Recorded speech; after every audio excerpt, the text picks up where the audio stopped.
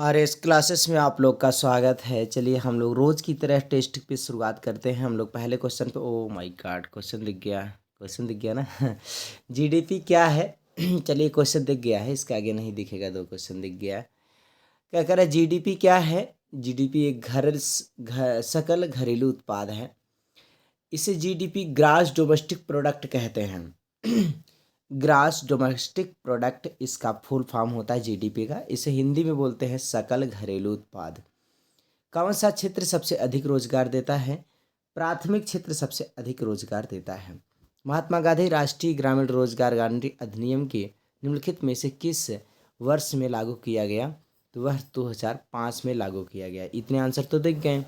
चलो इसके आगे आंसर आपको नहीं दिखेंगे, हम लोग करेंगे इसके आगे। क्या होगा देखिएगा। अर्थव्यवस्था में सार्वजनिक तथा निजी क्षेत्र में निम्नलिखित में से किस आधार पर विभाजन होता है? तो अर्थव्यवस्था में सार्वजनिक तथा निजी क्षेत्र में निम्नलिखित में से किस आधार पर विभाजित किया गया है? तो किस आधार पर विभाजित किया गया है इसमें देखिएगा। हम लोग को इसमें पहला ऑप्शन कौन सा ऑप्शन दिया है? हाँ भाई, ग वाला, उद्यमों के स्वामित्व पर दिया गया है। अगले क्वेश्चन पर चलें। एक एक क्वेश्चन बहुत ज़्यादा इंपॉर्टेंट, अच्छे से एक एक बातों को ध्यान से देखते जाइए। हमारे पास ये है, एक वस्तु का अधिकांशतः प्राकृतिक प्रक्रिया में से उत्पादन कहा जाता है। जो प्राकृतिक प्रक्रिया से जो उत्पादन होता है उसे हम लोग कहते हैं। देखिए कितनी बार पूछा गया क्वेश्चन, ये बहुत ज़्यादा इंपॉर्टेंट क्वेश्चन है। क्या है? एक वस्तु का अधिकांशतः प्राकृतिक प्रक्रिया से उत्पादन कहा जाता है। देखिए प्राकृतिक जो होता है उससे हम लोग प्राकृतिक को ही प्राथमिक क्षेत्र कहते हैं। बात समझ में आई? जो हम लोग एक वस्तु का अधिकांशतः प्राकृतिक प्रक्रिया का उत्पादन कहा जा सकता है। जो प्राकृतिक प्रक्रिया का अधिकतम उत्पादन हो रहा है, इसका मतलब उसका किस क्षेत्र से जुड़ा होगा, वह प्राथमिक क्षेत्र होगा। आगे देखिएगा, हम लोग बात करेंगे दूसरा क्वेश्चन, विनिर्माण क्षेत्र के संबंध है। भाई विनिर्माण का क्या है? संबंध क्षेत्र है। विनिर्माण का संबंध क्षेत्र किससे है? तो विनिर्माण किसे, जो विनिर्माण का मतलब होता है पुनः वाली बात होगी। किसकी होगी? पुनः वाली बात होगी। तो विनिर्माण को हम लोग बोलते हैं द्वितीयक क्षेत्र। पुनः का मतलब में जाएगा, द्वितीयक में चला जाएगा। एक बार तो हो चुका है ना। विनिर्माण दोबारा होगा तो किस में जाएगा? द्वितीयक क्षेत्र में जाएगा। किस में जाएगा? द्वितीयक क्षेत्र में जाएगा। बात क्लियर हो पाई? तो इसका सही आंसर कौन हो गया? द्वितीयक क्षेत्र। द्वितीयक क्षेत्र इसका सही उत्तर है। चलो अगले क्वेश्चन पर हम लोग आते हैं। अगला क्वेश्चन क्या है? अच्छा, किस क्षेत्र में श्रमिक माल का उत्पादन नहीं करते हैं? देखिए श्रमिक माल का उत्पादन नहीं करेंगे तो वह तृतीय क्षेत्र में होगा। किस क्षेत्र में होगा? तृतीय क्षेत्र में होता है। तृतीय क्षेत्र इसका सही उत्तर। आगे देखिए, बहुत बढ़िया क्वेश्चन दिया है। क्या जीडीपी 2013 और 14 में जीडीपी में प्राथमिक क्षेत्र में कितने प्रतिशत भागीदारी थी? कितने साल में बोल रहा है? 2013 और किसने? 2013-14 में। 14 लास्ट में है, याद कर लीजिएगा। 14 लास्ट में है, 14 लास्ट में है, इसका मतलब ये 14 बना। ये कोई जरूर ऐसा नहीं है, ये याद कर लीजिए। इतना था सर्वे के अकॉर्डिंग, इतना था। कितना भैया? 14%। चलो आगे हम बात करेंगे इसके आगे। 14% इसका राइट आंसर है। अगले क्वेश्चन पर आते हैं। क्या कह रहा है कि धन कमाने वाली गतिविधियों को क्या कहा जाता है? धन कमाने की गतिविधियों को क्या कहा जाता है? भाई देखो, अनार्थिक, ये तो यार बिल्कुल नहीं सही है। आर्थिक, गैर आर्थिक, उपरोक्त सभी। धन कमाने वाली गतिविधियों को कहा जाता है। धन कमाने की गतिविधि जो होगी उसे हम लोग क्या कहते हैं?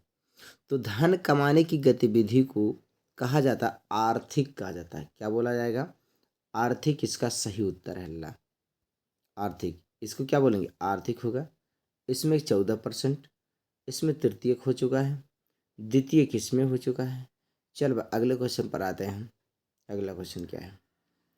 ओ माय गॉड, भंडारण को किस क्षेत्र में सम्मिलित किया गया है? किसको भैया? भंडारण को किसमें क्षेत्र में सम्मिलित किया गया है? देखो अच्छे क्वेश्चन है कि प्राथमिक क्षेत्र में कौन आएंगे, द्वितीय क्षेत्र में कौन आएंगे, तृतीय क्षेत्र में कौन है। भंडारण किस में आता है? तृतीय क्षेत्र में आता है। याद कर लो, इसे बहुत आसान क्वेश्चन है। चलो आगे, निम्न में से किसको कृषि क्षेत्रक कहते हैं? भाई जो कृषि क्षेत्रक होता है, बात समझिएगा, कृषि क्षेत्रक जो होते हैं वह क्या होंगे?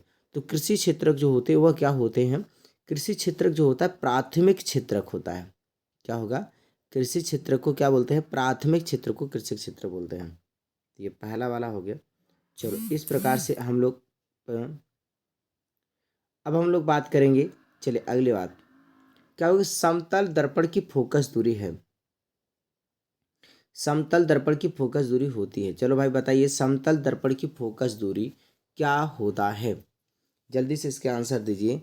समतल दर्पण की फोकस दूरी, समतल दर्पण की फोकस दूरी है, तो समतल दर्पण की फोकस दूरी कितना है?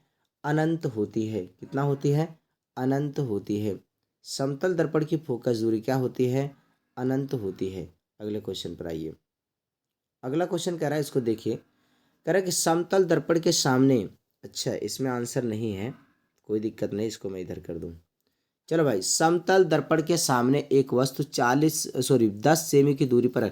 भाई समतल दर्पण के सामने अगर 10 सेमी दूरी पर रखेंगे तो दर्पण से प्रतिबिंब की दूरी 10 सेमी पीछे बनेगी। दर्पण से दूरी कितना होगा? देख मेरी बात सुनो, सुनो पहले। अगर समतल दर्पण जैसे ये है,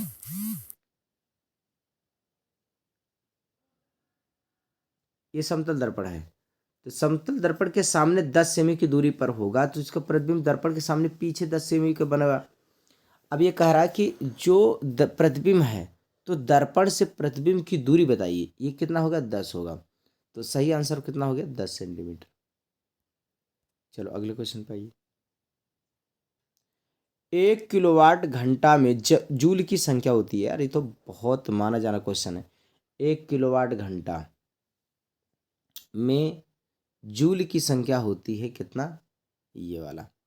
अगले क्वेश्चन पर आइए। आपके घर में टीवी के एक एलईडी में इंडिकेटर लगा है जो कितने का? जो 0.75 वोल्ट पर है और 100 मिली एम्पियर पर कार्य करता है, तो इसकी शक्ति कितनी है? अगर इसकी शक्ति के बारे में बात करेंगे, शक्ति P बराबर होता है, क्या होता है भैया? P बराबर होता है, क्या होता है? P बराबर होता है V/I, V/I। ठीक है, अब V का मान कितना दिया है? 0.75 और गुणे करेंगे आई माने कितना? 100 मिली एम्पियर, इसको चेंज करेंगे, ए आएगा 1 एम्पियर। इसका जब गुणा करेंगे 0.075, क्या होगा? वाट होगा। लेकिन वाट को मिली वाट में चेंज करेंगे तो ये हो जाएगा इसमें। तो आंसर आ जाएगा, इसका सही उत्तर कौन हो गया? चौथे का ए आ जाएगा। कोई किसी को डाउट हो रहा है बताइए, चौथा का कौन सा होगा? चौथा का ए इसका सही उत्तर है। चौथे का ए इसका सही उत्तर होगा। कोई प्रॉब्लम, किसी प्रकार कोई समस्या बताइए। मैं उम्मीद कर रहा हूँ ये बातें क्लियर हो चुकी होगी। चौथे का कौन सा आंसर हो गया सही वाला? चौथे का सही आंसर है 75 मिलीवाट। ठीक है, चल अगले क्वेश्चन।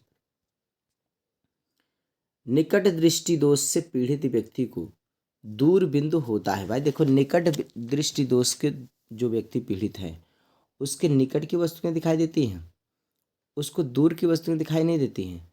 निकट दृष्टि दोष से पीड़ित जो व्यक्ति होगा, उससे निकट की वस्तुएं दिखाई देती हैं, दूर की वस्तु दिखाई नहीं देती हैं। और जब किसी को दूर की वस्तु दिखाई नहीं देगी, अरे यार निकट दृष्टि दोष में निकट की चीजें दिखाई देती हैं, निकट की वस्तुएं दिखाई देती हैं, दूर की वस्तुएं दिखाई नहीं देती हैं। तो उसके लिए दूरबिंदु पूछा है, तो दूरबिंदु क्या होगा? अनंत होता है। दूरबिंदु कितना होता है? अनंत होता है। इसका सही उत्तर कौन सा हो गया? ये हो गया। इसमें सही उत्तर ये। किस वैज्ञानिक ने प्रभावित किया कि विद्युत तथा चुंबकत्व परस्पर संबंधित है? भाई कौन सा ऐसा वैज्ञानिक है जिन्होंने प्रूव करके बताया कि देखो भाई दोनों बराबर हैं? कौन सा? विद्युत और चुंबक।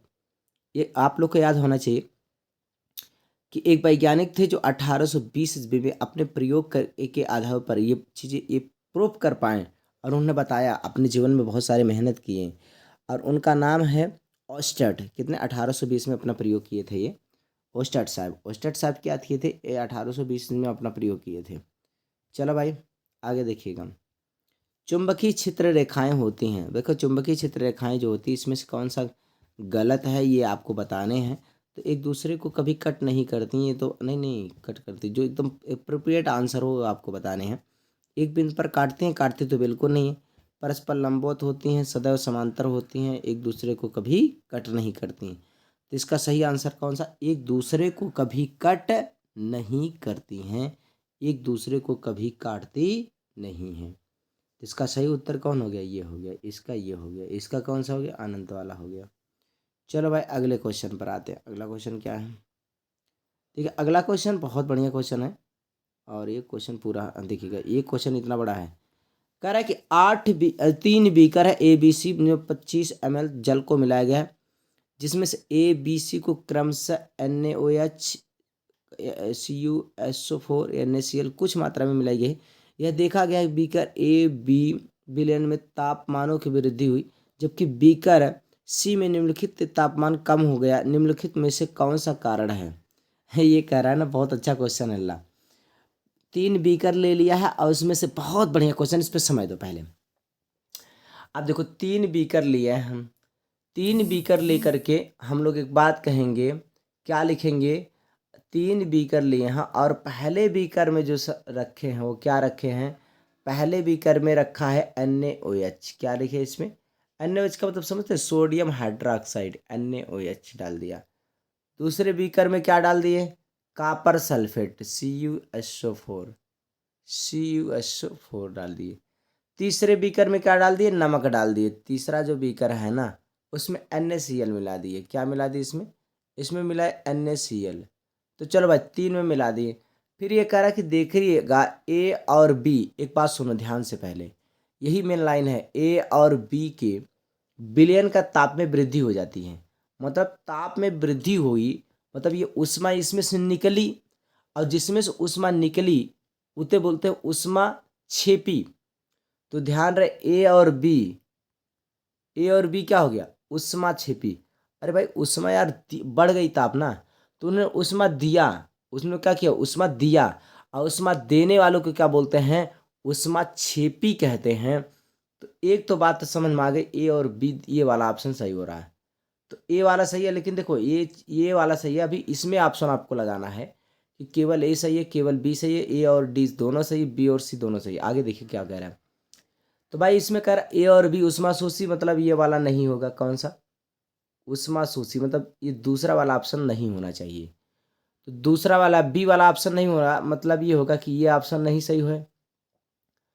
अब ये भी ऑप्शन नहीं सही है, बी इसमें आ गया। अब इसमें पता है ये केवल ए और डी दोनों चेक करना है। चलो भाई डी क्या कह रहा है, सी क्या कह रहा है, सी को देख लो। बीकर सी उष्मा क्षेपीय अभिक्रिया है। अरे बीकर सी कैसा है, बीकर सी के बारे में बता रहा है कि बीकर सी का तापमान घट जाता है ना। अब सी का मान घट जाता है, इसका मतलब ये क्या, उष्मा शोषी है। उष्मा से उष्मा शोषी है मतलब क्या होगा, उष्मा शोषी, मतलब डी वाला ऑप्शन सही हो गया। तो इसका सही उत्तर कौन हो गया लल्ला, इसका सही उत्तर आपका ये हो गया। ठीक है, दोनों सही है। चलो मैं उम्मीद कर रहा हूँ ये बातें आपको समझ में आई होगी। बहुत बढ़िया क्वेश्चन है लल्ला, इस क्वेश्चन को देख लीजिएगा। एक दूसरे को अगर ये बता रहा है, इसमें ये भी दिया है कि एक दूसरे के साथ कौन सा है, तो बात ये है एक दूसरे के साथ मतलब कौन सा, ए और डी दोनों ऑप्शन सही हो गए। चलो ला अगले क्वेश्चन के बारे में बात करते हैं। अगला क्वेश्चन, कार्बन मोनोऑक्साइड की क्लोरीन के साथ अभिक्रिया कराने पर कार्बोनिल क्लोराइड का बनाता है, उदाहरण है किसका। भाई कार्बन मोनोऑक्साइड क्लोरीन के साथ अभिक्रिया कराइए, किसके साथ, कार्बन मोनोऑक्साइड, ये सूत्र होता है, इसे क्लोरीन के साथ अभिक्रिया कराएंगे तो जो कार्बोनिल क्लोराइड बनाता है, कार्बोनिल क्लोराइड का रिएक्शन बनता है। ये जो कार्बोनिल क्लोराइड है ना, ये जो कार्बोनिल क्लोराइड है ये एडिशन रिएक्शन देगा। कौन सा देगा रिएक्शन भैया, अगर एक बात सुनिएगा, हम लोग ये बात कह रहा है कि दोनों जुड़ तो रहे हैं ना भाई, जब जुड़ रहे हैं तो क्या बन रहा है, योगात्मक अभिक्रिया। आप सोचिए दोनों जुड़, अब ये मेरी बात सुनो, रुको, देखो कार्बन मोनोऑक्साइड ये होता है, क्लोरीन हमारा कौन सा ये होता है, दोनों और ये बन रहा है कि कार्बोनिल क्लोराइड बन रहा है। इसका सूत्र ये होता है, देखो ये वाला Cl2। अब बताओ, ये अभिक्रिया जुड़ रहा है ना, जुड़ रहा है, क्या वाला? संयोजन अभिक्रिया। ठीक है, चलो अगले क्वेश्चन पर। बेकिंग पाउडर का एक अवयव सोडियम हाइड्रोक्साइड कार्बोनेट है, दूसरा क्या होगा? बेकिंग पाउडर का एक अवयव सोडियम हाइड्रोक्साइड लिखेगा। सोडियम हाइड्रोक्साइड के बेकिंग पाउडर में, तो मतलब खाने वाला सोडा, खाना वाला सोडा जब बनाते हैं तो उसमें 3 लोगों को मिलाते हैं। बेकिंग सोडा में से जलीय विलयन में से कार्बन डाइऑक्साइड को प्रवाहित करने पर क्या मिलता है? तो भाई हम लोगों ने जब बना रहे थे इसको, हम लोगों ने पढ़े थे, जब बना रहे थे तब क्या मिलाए थे? तो भाई उसमें जो बनाएंगे, देखो इसमें कह रहा है कि टार्टरिक अम्ल, एसिटिक अम्ल, हाइड्रोक्लोरिक अम्ल, सल्फ्यूरिक अम्ल। तो उसमें जो लिखेंगे हम लोग, बेकिंग पाउडर के अणु में सोडियम हाइड्रोजन कार्बोनेट तथा दूसरा जो अवयव प्राप्त होगा वो दूसरा टार्टरिक अम्ल प्राप्त होता है। कौन सा भैया? टार्टरिक अम्ल प्राप्त होता है। चलो अगले क्वेश्चन पर आइए। जल की कठोरता को दूर करने के लिए किसका उपयोग किया जाता है? धामन सोडा का प्रयोग करेंगे। किसका भैया? धामन सोडा, तभी तो कपड़े साफ होते हैं। ब्यूटेनान चतुः कार्बन यौगिक है, इसका प्रेरकात्मक समूह क्या? इसका ब्यूटेनान, ध्यान दे दीजिएगा भाई, हम लोगों ने ये बात किया कि ब्यूटेनान, किसका भैया? ब्यूटेनान। ब्यूटेनान है तो नान कीटोन है, ये ध्यान रखना कि ये क्या है? एक कीटोन है। क्या है? कीटोन है। तो कीटोन कहाँ चला गया? ये वाला ऑप्शन सही है, कीटोन इसका सही उत्तर है। आगे कह रहा है, आगे देखिएगा, आगे हम लोग अगले क्वेश्चन करेंगे। एल्कोहल को विहाइड्रोजनीकरण द्वारा प्राप्त होता है। एल्कोहल को विहाइड्रोजनीकरण द्वारा प्राप्त होता है, क्या प्राप्त होता है? एल्डिहाइड प्राप्त होता है। लल्ला, क्या होगा? एल्डिहाइड प्राप्त होता है। आगे क्वेश्चन देखिएगा, अगले क्वेश्चन पे आइए। प्रत्येक जबड़े में अग्रचर्वणक की संख्या होती है। अग्रचर्वणक दांतों की संख्या 4 होती है, मतलब 2 जोड़ी। कह रहा है कि मनुष्य के दूध के दांतों की संख्या कितनी होती है? मनुष्य के दूध के दांतों की संख्या जो होती है वह 20 होता है। अगला क्वेश्चन पर आइए, अगला क्वेश्चन क्या कह रहा है? अगले क्वेश्चन में हम लोग देखेंगे जाइगोट के गुणसूत्र की संख्या होती है। जाइगोट में गुणसूत्र की संख्या होती है। यार ये क्वेश्चन बार बार कंफ्यूजिंग आता है। आप लोग भी देते हैं आंसर, आप लोग कहते हैं 2x है, आप लोग बोलते हैं 2x है, लेकिन होता कितना है? x है। जर ननन नर सॉरी नर जनन अंगों के संबंधित ग्रंथि है, वह कौन सी है जो नर जनन अंग में क्या होता है? सहायक होता है। प्रोस्टेटस ग्रंथि। इसमें कई अंतर कौन हो गया? ये वाला। जीन शब्द का प्रयोग सर्वप्रथम किसने किया था? जीन शब्द का प्रयोग सबसे पहले किसने किया? तो भैया जीन शब्द का प्रयोग सबसे पहले जॉनसन, कहाँ गए जॉनसन? जॉनसन ने किया। उत्परिवर्तन का कारण क्या है? उत्परिवर्तन का जो कारण है वह क्या है? तो भाई उत्परिवर्तन का जो कारण है, अगर उत्परिवर्तन के कारण के बारे में बात करेंगे तो उसके कितने हैं भाई? उत्परिवर्तन के कारण है सभी हैं, जीन भी तो है। जीवन में संघर्ष, गुणसूत्रों की संख्या में परिवर्तन, मतलब इसके सही आंसर है सभी सभी सभी, मतलब ये वाला आंसर सही है। आगे आइएगा। निम्नलिखित में से कौन सा एक परत पराबैंगनी किरणों के पृथ्वी पर आने से रोकती है? ओजोन परत। लल्ला, कितना इंपॉर्टेंट क्वेश्चन है। जीवन का लाइफ को, मनुष्य की पृथ्वी पर अस्तित्व ही खत्म कर देगा अगर ओजोन परत नहीं होती। ठीक है, तो ये बहुत इंपॉर्टेंट चीज़ है। चलो अगले क्वेश्चन आएंगे, मैथ के पार्ट होंगे क्या? हाँ मैथ के। चलो अब बताइएगा, एक त्रिभुज है ए बी सी और दूसरा D D B D E, तो समरूप त्रिभुज है। अगर डी भुजा बी सी का मध्य बिंदु है तो इसका क्षेत्रफल बता दीजिए। देखो इसके क्षेत्रफल का मध्य बिंदु है तो उसको हम लोग आधा आधा करते हैं। क्या करते हैं भैया? उसको आधा आधा करेंगे, और जब आधा आधा करते हैं तो उसके क्षेत्रफलों का अनुपात जो होता है वह कितना होगा? वह अनुपात को हम लोग करिएगा। अनुपात के बारे में बात करेंगे भाई, जब उसको आधा कर ही रहे हैं तो अनुपात हो जाता है कितना? 4:1। कितना भैया? 4:1। क्या होगा जब आधा करेंगे ना, तो उसके आधा होगा वो दुगना होगा, तो ये 2 होगा, वो 4 होगा, तो उसको काटेंगे तो 1/2 हो जाएगा, 1/2 को दुगना करेंगे तो 4:1 हो जाएगा। चलो आगे देखो। कह रहा कि ये क्वेश्चन 2021 का है और इस क्वेश्चन को कई बार किया गया है। अगर हमें बी का मान बताना है तो सीधे सीधे आप पाइथागोरस का प्रमेय लगा दीजिएगा। जब पाइथागोरस का प्रमेय लगाएंगे ना तो आपको वही चीज़ मिलेगा और समकोण आएगा, और समकोण आएगा और वो कितना आएगा, 90 अंश हो जाएगा। समकोण आएगा 90 अंश होगा। चलो आगे देखिए अगला क्वेश्चन, ये भी 90 अंश आएगा, इसमें भी आपको 90 अंश मिलेगा। पाइथागोरस का प्रमेय लगा दीजिए, 90 अंश आ जाएगा। और इसमें भी पाइथागोरस का प्रमेय लगाइए, 90 अंश, मतलब 90 90 90 90। ठीक है, तो चलो इस प्रकार से हम लोग हैं। आप लोग को पीडीएफ चाहिए तो आप लोग ज़रूर कमेंट बॉक्स में बताइएगा, पीडीएफ हम इसके दे देंगे। और पीडीएफ डेली शेयर कर दिया करेंगे, ठीक है। और इसको डिस्क्रिप्शन में जाइएगा, वहाँ पर मैं इसका लिंक दूंगा, वहाँ से डाउनलोड कर लीजिएगा, ठीक है। चलो आप लोग पढ़ते रहिए, खुश रहिए। टेस्ट अभी कुछ देर बाद क्लास होगी, ठीक है लाला। ओके, पढ़ते रहिए, खुश रहिए।